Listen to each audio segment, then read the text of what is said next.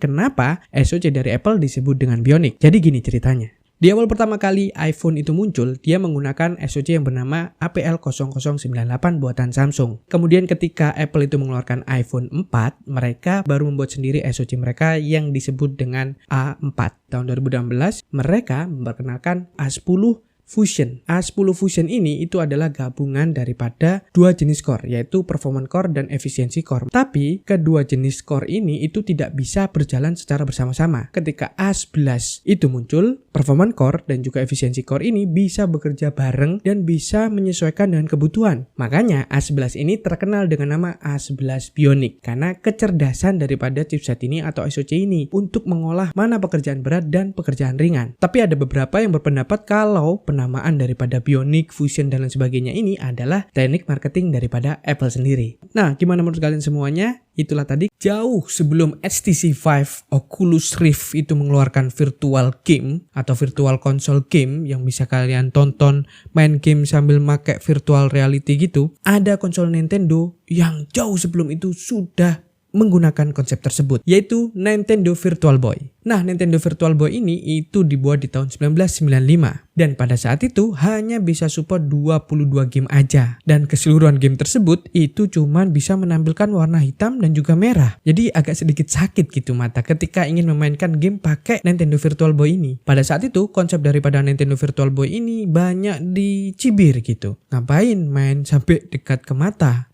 Ada isu mengenai kerusakan pada mata dan sebagainya. Makanya Nintendo Virtual Boy ini hanya terjual sekitar 800.000 unit aja. Ya lumayan banyak. Tapi dibandingkan dengan konsol-konsol Nintendo lainnya, ini angka yang sedikit gitu untuk Nintendo Virtual Boy-nya ini. 42 tahun yang lalu, VGA pertama ini lahir di dunia. IBM di tahun 1981 itu membuat VGA pertama di dunia. Bukan hanya cuma satu. IBM di sini mengeluarkan dua jenis VGA. Yang pertama adalah MDA atau Monochrome Display Adapter yang diperuntukkan untuk layar hitam putih dan juga CGA atau Color Graphic Adapter untuk monitor yang berwarna. Fakta yang menarik di sini adalah MDA atau Monochrome Display Adapter itu hanya memiliki memori VGA 4 KB aja. Sedangkan untuk CGA atau Color Graphic Adapter itu hanya memiliki memori 16 KB saja. Beda banget dengan VGA sekarang yang punya hampir berapa ratus %. Kelipatan daripada VGA pertama ini ada yang 12 GB. 16 ada nggak sih? 24 GB dan seterusnya. Mungkin nanti bisa 100 GB. Ya, siapa yang tahu? Gimana tuh menurut kalian? Dua VGA pertama dari IBM yang mengubah komputer itu menjadi seperti sekarang. Tulis pendapat kalian di kolom komentar. Tiga perusahaan ini mungkin kalian nggak pernah dengar kalau mereka ini pernah membuat konsol game. Apa aja itu? Mari kita bahas. Yang pertama adalah Philips. Ya, siapa sih nggak tahu Philips? Nah, di tahun 1991 mereka mengeluarkan sebuah konsol gaming yang bernama Philips CDI. Yang kedua, Pioneer. Nah, yang ini orang yang suka berkutat dengan audio pasti pernah melihat atau mendengar brand Pioneer ini. Nah, Pioneer ini di tahun 1993 juga mengeluarkan sebuah konsol gaming yang bernama Pioneer Laser Active. Sayangnya, pada saat itu Pioneer Laser Active ini sangat mahal harganya, hampir $1.000 pada saat itu. Ketiga, Panasonic. Ya, jangan kaget, Panasonic di tahun 1993 itu juga pernah mengeluarkan sebuah konsol gaming yang bernama 3DO. Ya, sama seperti yang saya sebutkan sebelumnya, dua konsol sebelumnya, konsol dari Panasonic ini menggunakan Laserdisc gitu untuk memainkan sebuah game. Nah, gimana tuh menurut kalian? Apakah kalian dulu pernah punya salah satu konsol dari tiga perusahaan besar ini?